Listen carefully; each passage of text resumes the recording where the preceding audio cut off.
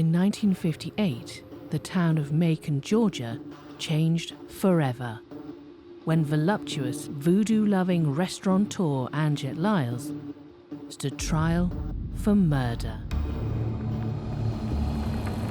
Well, in this sleepy little southern town, you find out you've got a murderous demon, somebody that could do this kind of thing. One of 3 children of William and Jetta Donovan, Anjett was their only daughter. Her maiden name was Donovan, and the Donovan family was generally well thought of. They were good people. Anjett moved out of the family home in October 1947, when she married Second World War veteran Ben Lyles. A few weeks after setting up home in an apartment on Poplar Street, their first baby, Marsha, was born. She gained a family, a complete family, because with Ben, his mother also came along as part of the deal. She had originally run, I believe, the restaurant where Ann eventually took over. The restaurant was Lyles. Operated by Ben's widowed mother, Julia, but technically owned by Ben, the establishment was a local institution. It was a popular lunch place for the professionals in town. It was just kind of a gathering place for everybody that worked downtown. When Ben was left in charge of running Lyles after his mother was convalescing from surgery, the business nearly ground to a halt. Ben was an alcoholic. When he returned home late one night, it was clear he was not in a fit state to work, let alone manage the place. So Anjett wrapped up baby Marsha, scuttled down the street, and opened up.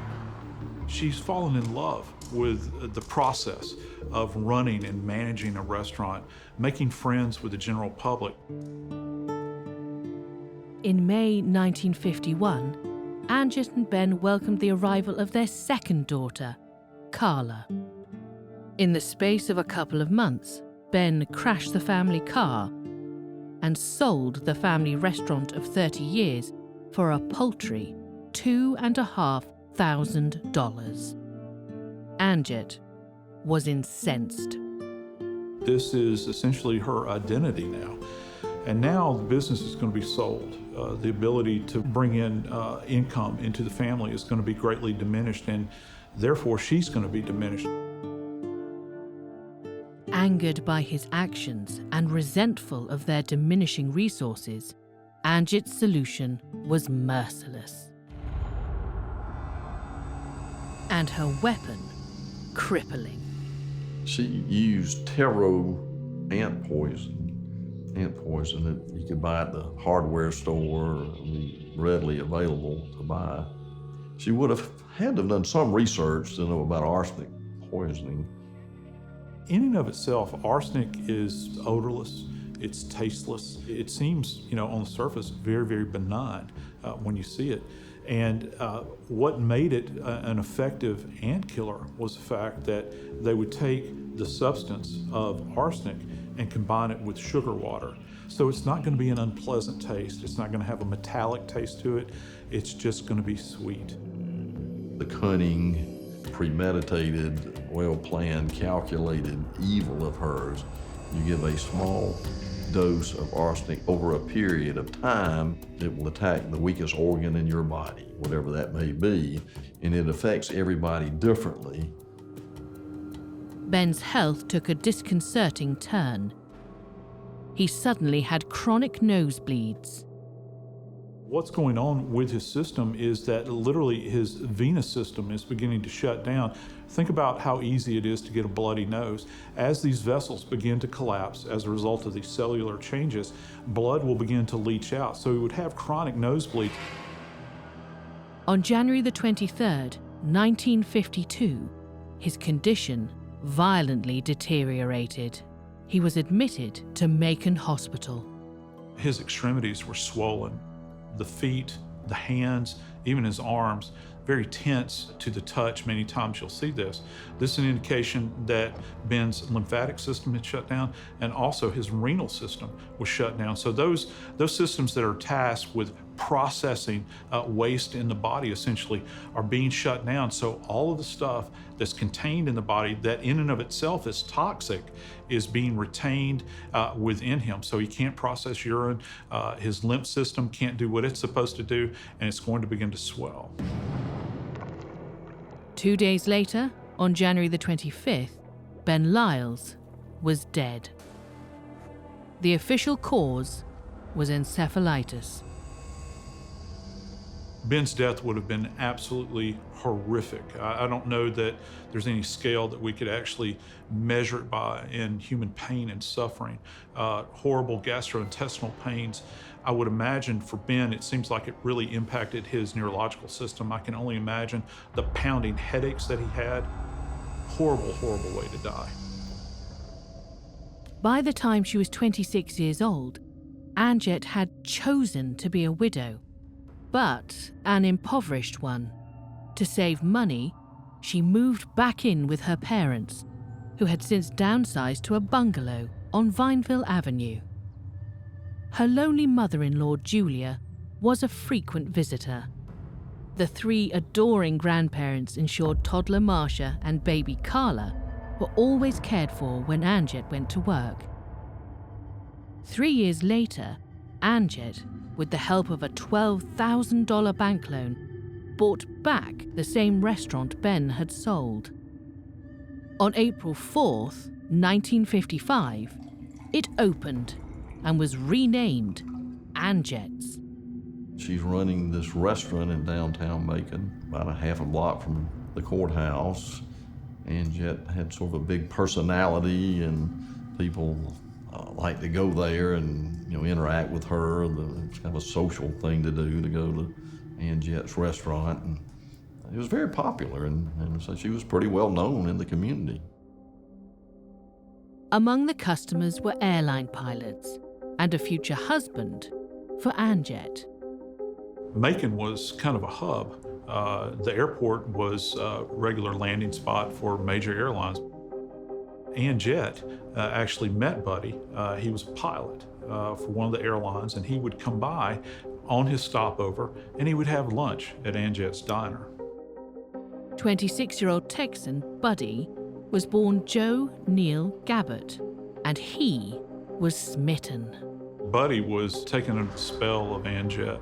Buddy apparently had stated to Ann, I'm going to marry you, and that's early on. After less than a few months of dating, they surprised their families and friends when they became husband and wife on June 24th, 1955. 4 months later, Buddy was due to have minor surgery on an injured wrist, but it would end up being an appointment with arsenic. With an eye on his life insurance, Anjett was plotting Buddy's demise. On November 3rd, Buddy entered hospital for the routine procedure and was kept in overnight. Anjett visited and spiked his fluids with ant poison. The next morning, an aggressive rash had plagued Buddy's body. His bed and the sheets would be soaked with blood that was issuing forth from his body. With exposure to certain toxins, this will actually begin to present at a cellular level of the skin, where it's a reaction by our system, our autoimmune system, to thwart these manifestations of toxicity in our body. But over a period of time, it got so bad at one point in time that when Buddy was being treated, he asked the nurses to actually tie his hands to the bedpost so he wouldn't scratch himself anymore. People will die different ways according to the way the arsenic attacks their body. And she had to know that this was, for what she wanted to do, an effective way to do it. And indeed, it was all too effective. I mean, it was readily available. She knew what to do with it. On November 13th, 1955, After 10 days in hospital, doctors sent him home to continue his recovery. They might look at him to begin with and think that, well, he's ingested some kind of food that didn't agree with him. But within days, Buddy became nauseous and dehydrated. Anjett was lacing juice and cola with arsenic. Can you imagine how frustrating this would be to a practitioner?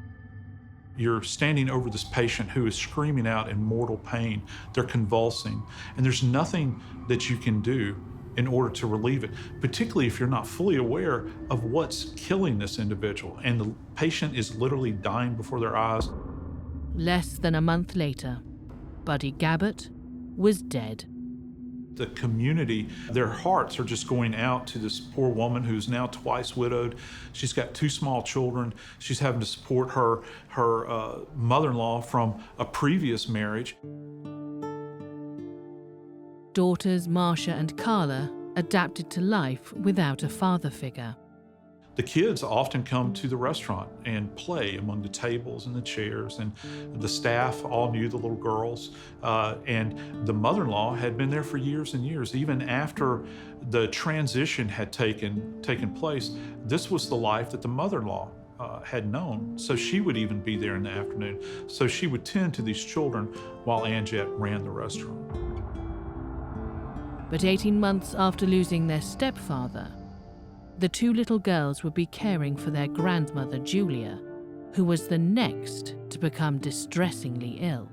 Julia was admitted to Parkview Hospital, with Anjett apparently tending to her. This kind of made her to be saintly, I guess. Look at her. She's taking care of these people she loves so much. That makes us defenseless at the end. And that allows her to get closer and closer to these individuals. Day after day, she's plying them with this highly, highly toxic substance. Before leaving work for the hospital, kitchen staff noticed Anjett's peculiar preparations. They saw Anjett preparing buttermilk that she was taking to her mother-in-law that had the arsenic in it. On September 29th, 1957, Anjett had claimed Julia's life as well. There was really no suspicion of any foul play. It was just poor old Anjett, losing, family members, and that can happen in the absence of any misconduct. But then, 9-year-old Marsha became sick. Well, she came to hate her daughter because there was some evidence she would look at Marsha and she looked too much like her father, Anjett's first husband, Ben, the first one that she murdered.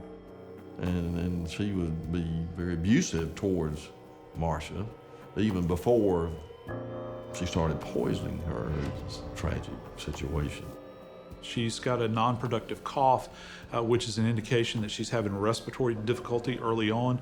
She's also presenting with this kind of non-specific fever. She's not producing any kind of sweating or anything like this. It's a dry fever, if you will. So to touch her forehead, she would feel like she had a fever, possibly even not just hot, but warm to the touch. You can imagine how uncomfortable this is. And again, this goes to this idea that the brain itself is beginning to shut down. And so with that, her body temperature can't be regulated as it normally would. Marsha was transferred to the increasingly familiar Parkview Hospital. But Anjett was predicting Marsha's demise to her shocked restaurant staff. In many of these cases, the people that were in the hospital never even ate hospital food, for instance. Anjett would bring the food from the restaurant. The black ladies that cooked were the cooks at the restaurant. They knew something was going on. Marsha got sick, was in the hospital, and they knew what was happening. That is, that Anjett was poisoning her daughter, Marsha, by taking lemonade from the restaurant that she would then put the poison in and take it to the hospital, in that fashion administer the small doses of arsenic poisoning. She's beginning to manifest again with hallucinations. She's even alluded to the fact that she feels as though that bugs are crawling on her. This is a child that has not previously presented with any kind of psychiatric problems whatsoever, no hallucinations, this sort of thing. Just all of a sudden, this begins to present. Now you've also got physical changes that are occurring. Her limbs are beginning to swell. Again, the lymphatic system is shutting down. Even in the hospital, as she's already become ill, watching her daughter go through hallucinations and great pain, she continued to give her daughter poison. The housekeeper, Carmen, happened upon a bottle of what's called taro ant killer. She's thinking, I wonder what in the world she's using this for. Staff at home and at the restaurant were the first to make sense of what their employer was doing to her own family. The housekeeper, the maid, the cooks at the restaurant, like family. I mean, they knew Marsha and Carla well from in the home and then at the restaurant. But the racial segregation laws that pervaded the state of Georgia in the 1950s were protecting a serial killer. I can only imagine it had to be very hard for them not to have wanted to do something sooner, go to the sheriff. And the norms of the culture were, if you do that, bad things could happen to you. Despite the risks, they sent anonymous messages to the coroner and family members in nearby Cochrane. They saw what was happening and tried to speak up, and they took it upon themselves to write a letter to family members in Cochrane, Georgia, that said, "Come quick, Marsha needs help." They did raise the red flag by the anonymous letter to family who responded and alerted the authorities in Bibb County. By the time Marsha's family received the letter and alerted the Bibb County Sheriff, doctors had begun to suspect Anjett's daughter had been poisoned. But Marsha was now struggling for every breath. On the 5th of April 1958, 3 months shy of her 10th birthday, she passed away. We're talking about a 9-year-old. A 9-year-old, perfectly healthy girl that went to school, interacted with people. She would come to the restaurant almost daily and interact with the staff. People saw her running about in there. How in the world does she just suddenly succumb? How in the world does she just suddenly die? It was a question on everyone's mind. Tissue samples of Marsha's, sent for testing, confirmed the suspicion of arsenic poisoning. Police obtained a search warrant for Anjett's house, where they found ant poison and voodoo paraphernalia. Anjett was into voodoo and had black candles and a sock that supposedly she'd put a picture of someone in, some kind of curse or something, and had all these potions and things that they found in her house. It was part of what attracted so much attention to the case, that this woman, pretty well known in our community, was practicing voodoo in her home out there in Northwoods.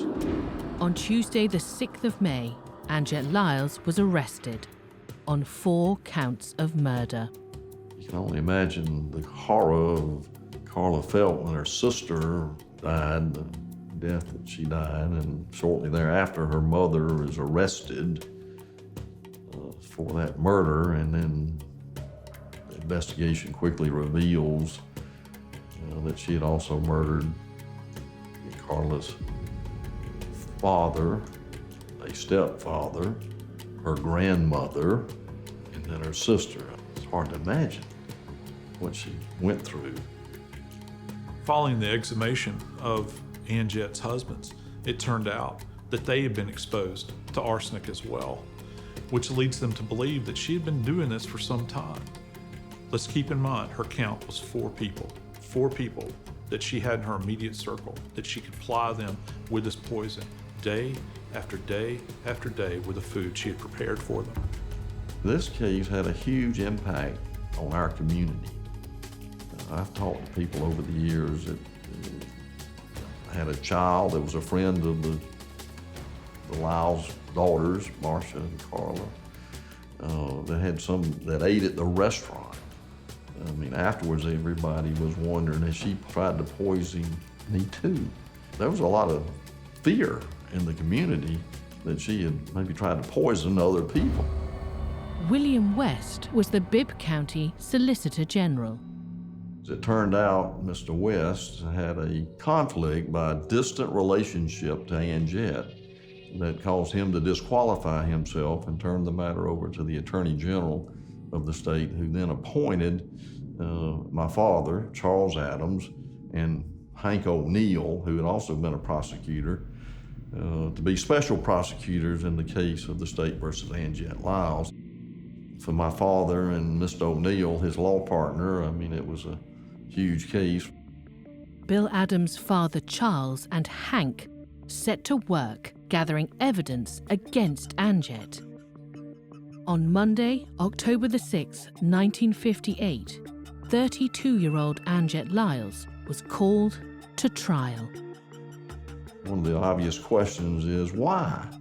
Why would this woman murder 4 members of her family? And what they came up with was money, life insurance proceeds, and I think Anjett had gotten close to $50,000 in life insurance proceeds as a result of the deaths of her family members. And the investigation, and later then the prosecution, was able to present examples of Anjett forging signatures on documents. They presented 51 witnesses to the jury. The cooks that saw her preparing the lemonade and buttermilk that had the arsenic in it. And so Anjett was a little careless at times. She ordered the coffin for her daughter before her daughter died. The prosecutors even found insurance documents and bank statements establishing a motive for the murders.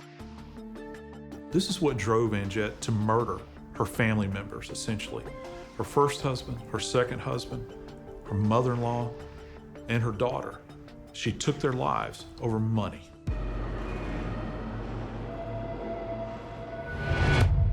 Well, that woman is crazy, right? I mean, she must be insane.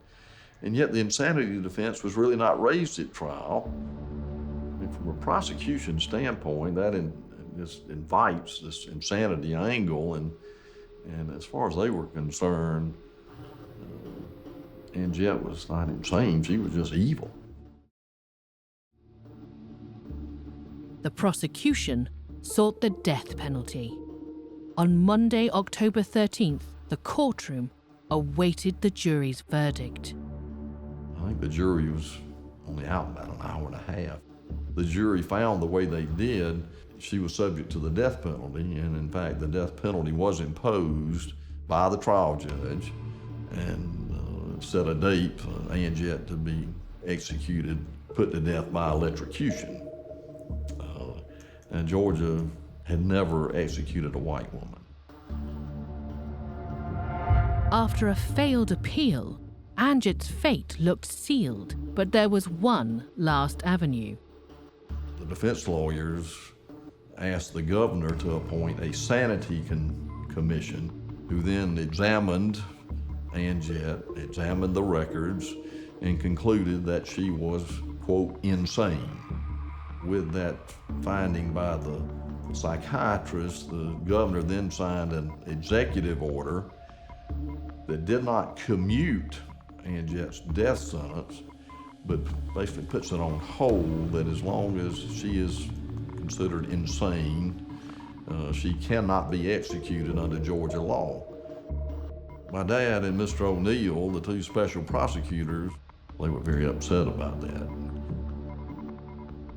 Anjett Lyles avoided the electric chair, but was dispatched to the Central State Hospital in Milledgeville. There was a women's facility there, but there was also the facility that was set aside for the criminally insane. She never was found to be sane and served out her sentence at the Central State Hospital, the mental hospital, and was there until she died in somewhere in the 1970s. While the crimes of Anjett Lyles haunted the community of Macon, no one was more affected than her surviving daughter, Carla. I don't know where she went other than she did everything she could do, I'm sure with the family's help, to get as far away from this town and this sad story as she could.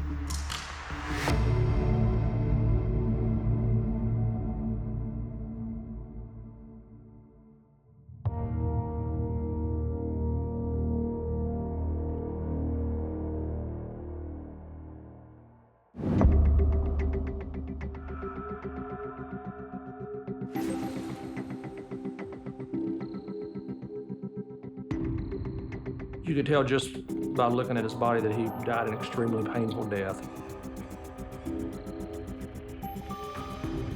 Just imagine, if you will, that you are literally drowning, that you're strangulated for air. On the night of October 5th, 1986, 44-year-old Stephen James Litgarn was pronounced dead at his Cheatham County home in Tennessee. Litgarn's brother-in-law, John Stuart Cox, then 31, was rushed unconscious to Baptist Hospital. He died of respiratory failure on October the 8th, never having regained consciousness. He fought for several hours, but his organs shut down, as well as there was no brain activity, so we knew he was going to be a second victim. Both men had ingested cyanide. They had suffocated from the inside out. Cyanide poisoning attacks specifically the respiratory system. It goes immediately into the system and begins to compromise the lungs' ability to process oxygen.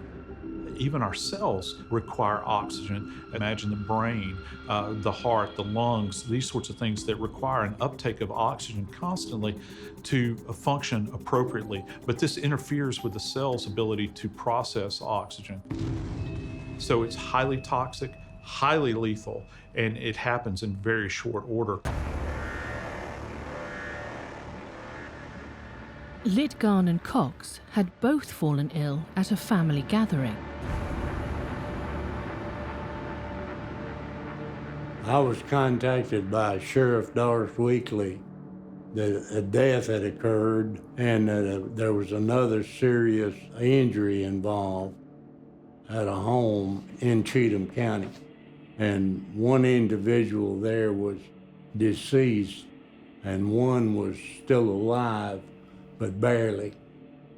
I was called by District Attorney General Kenneth Atkins to come and meet with them at a hospital in Nashville, where he stated that they had one victim who was deceased and they were expecting the other not to make it.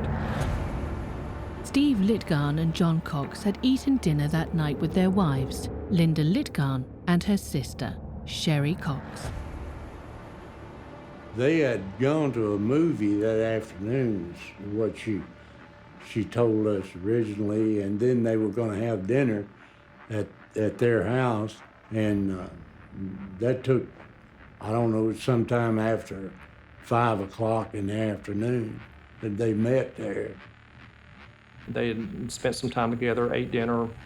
After dinner, was involved in playing a board game, and then there were some drugs that were introduced. Supposedly, Linda Litgarn and her husband and John had taken the drugs. Sherry did not, because at the time she was pregnant. Linda claimed that although she had also taken the Quaaludes, a party drug popular in the 1970s, she had felt ill and thrown up. By the time authorities arrived at the home, Linda's husband, Steve Litgarn, was already dead. Steve Litgarn appeared to be deceased, and there was a John Cox who was very ill at the time. Well, he was suffering quite a bit, he appeared to be, And then he became unconscious. Linda's brother-in-law, John, remained in a coma until his death, 3 days later. By then, authorities had already realized that the cause of death was murder. I normally go to all the autopsies. In this case, I was in the middle of processing the crime scene because it went on into the next day. And the medical examiner advises that the victim, Mr. Litgarn, did die as a result of cyanide poisoning.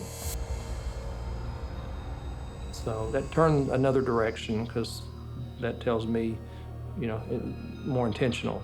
This is going to be an intentional homicide, more than likely. This particular medical examiner had the ability to smell the scent of cyanide in a body. Not everybody can recognize the scent from what I've later found out, but there was a real strong almond smell. So once he smelled it, he knew, and he had some other cases in the past, so he knew quite definitively that it was going to be cyanide. Only 40% of people can detect the smell of cyanide. Once exposed, symptoms of cyanide poisoning appear within minutes. In some cases, you'll see individuals that will become dizzy, for instance. There's even other cases where individuals become giddy, almost as if they're exposed to laughing gas, uncontrollable laughter, and eventually it'll wind up in a seizure. Your lungs become weighted down, if you will, because fluid begins to build up in the lungs. Your ability to process oxygen, to breathe, it's difficult to exhalate and inhalate. It's a horrific way to die.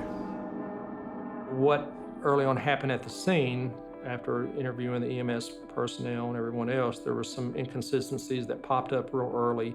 The first thing I wanted to find out is who are these people and what's their background and why would anyone want these two gentlemen dead?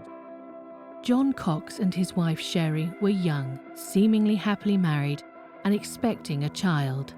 These were a young couple with their first baby on the way, and he had a very easygoing personality just from learning about him through his other family members, his sisters. And he was truly loved by the family and just a great guy, hardworking guy who unfortunately became the victim of her cruelty.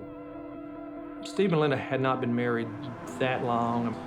As I got more involved in the investigation, we found out it was a strained marriage. Her sister was having a child. She was unable to get pregnant. She had complained to not only her sister, but other friends about the issues they were having, problems they were having, and the fact that she really didn't love Steve, didn't care for him, and it got worse as the years went by. Linda was a former nurse for the US Army and at the time of the murders helped her husband run a jewelry store in Ashland City, financed by Linda's stepfather. Agent Breedlove is a very astute, good TBI agent. He knew from the circumstances that they used cyanide in the jewelry business to clean jewelry. So we began looking at it from that standpoint, that possibly the poison came from their jewelry store. And as we went on, we found that the cyanide was a kind of a constant denominator between Linda, her husband, Steve, and their business that they were involved in. So not anybody just can go to the store and pick up a dose of cyanide, so that in itself was very unique. But we also had to look at other factors. What's the motive? Why would she want them dead?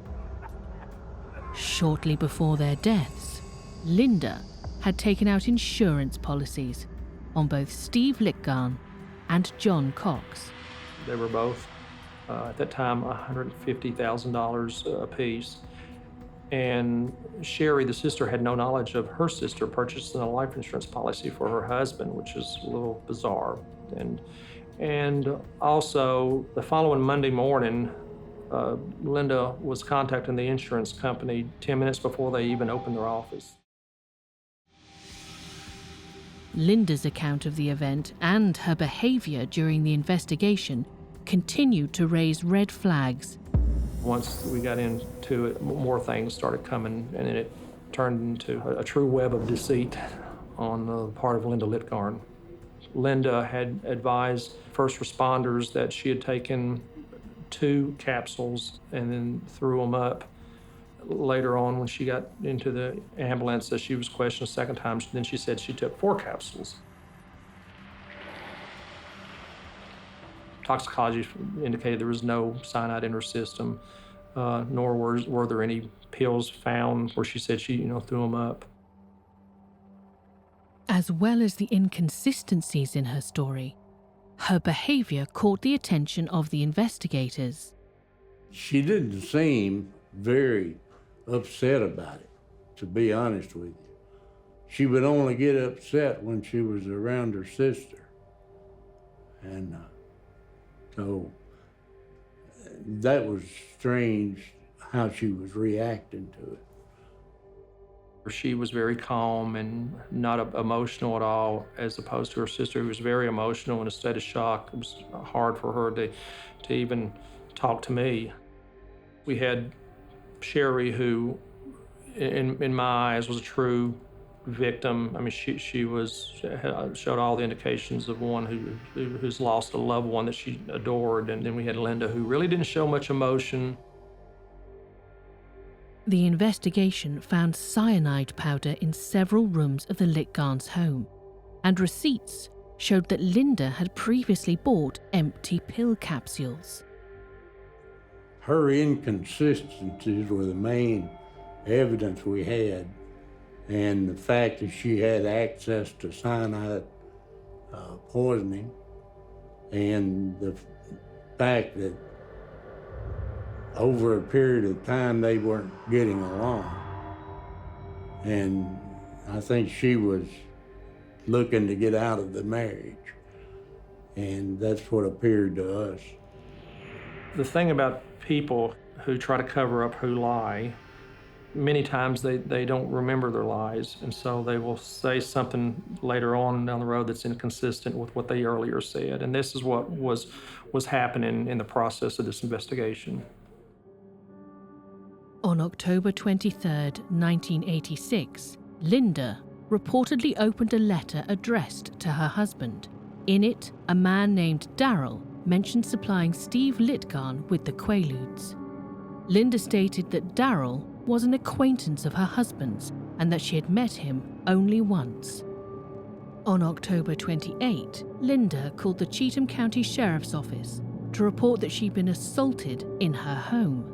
We saw that the house appeared to have been forcibly broken into. As we made our way inside the house with our weapons drawn, we made our way down the hallway to the back bedroom, where we found Linda Litgarn. And she was on the floor, on her stomach, and she had been tied.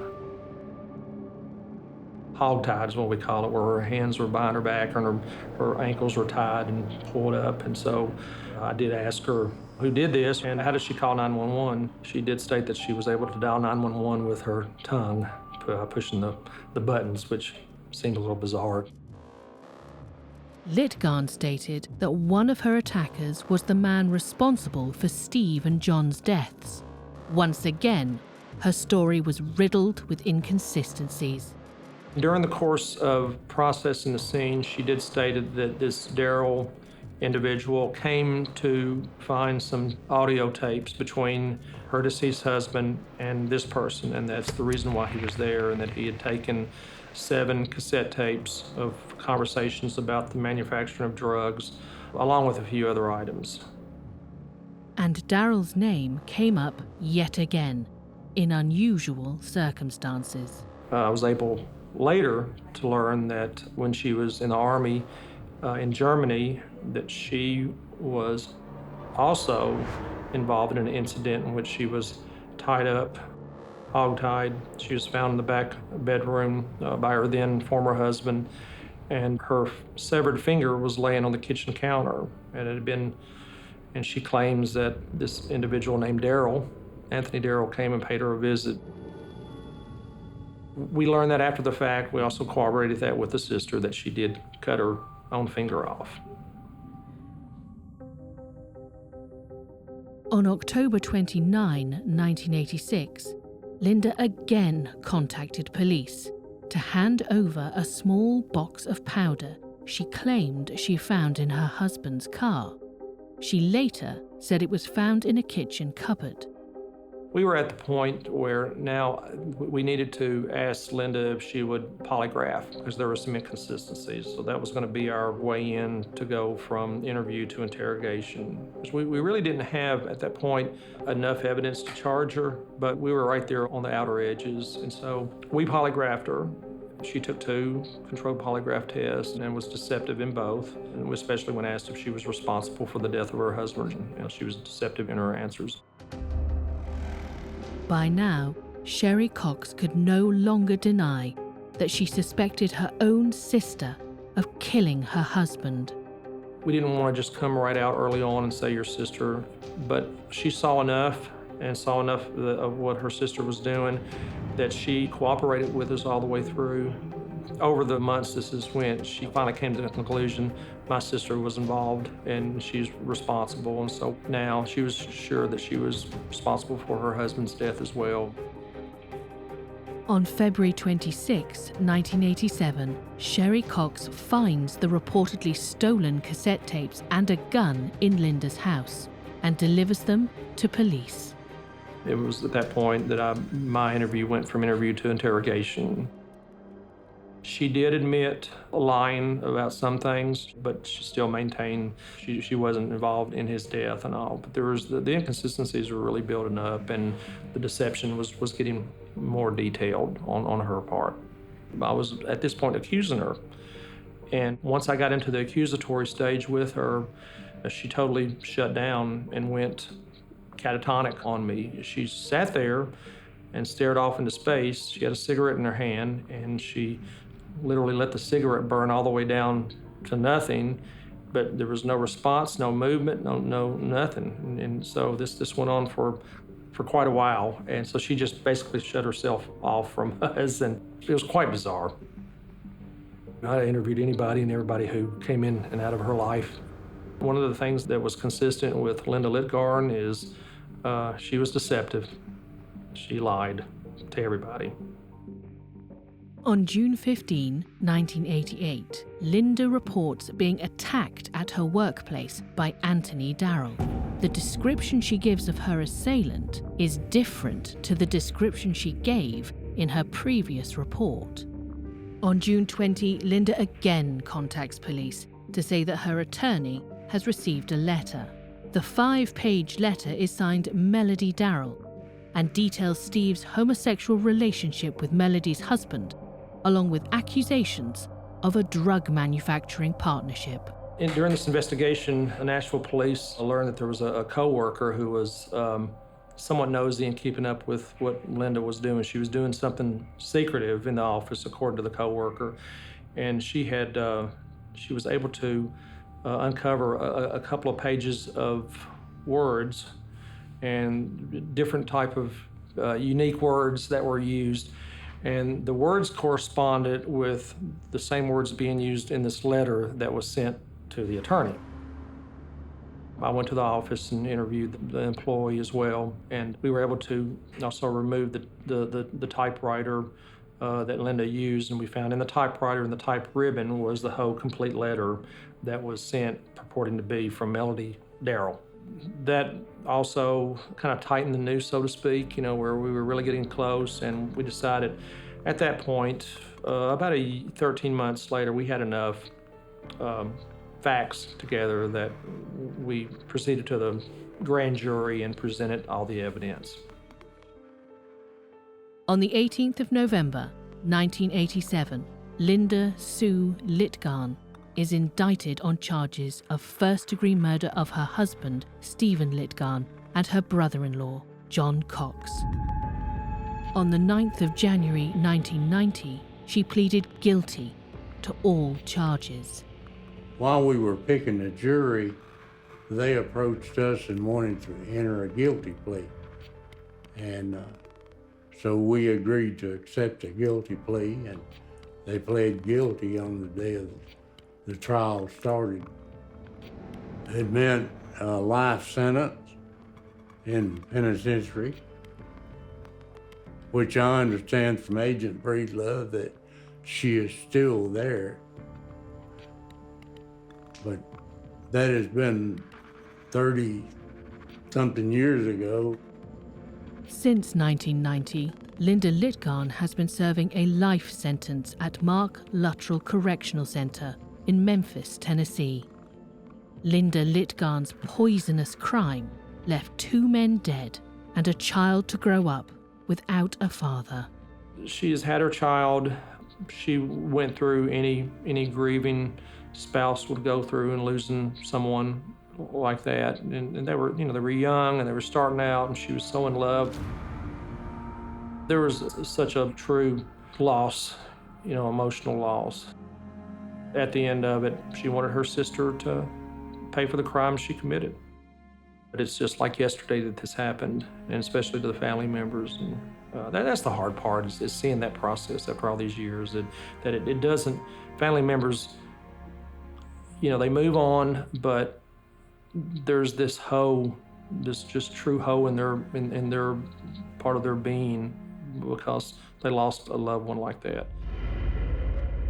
It ended his life at a fairly young age.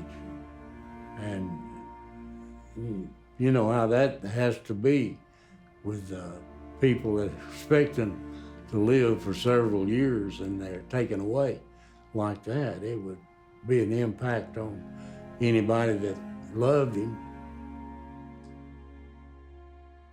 Anybody who loses a loved one like that, the impact it has on the other family that's lasting for years never goes away, never goes away.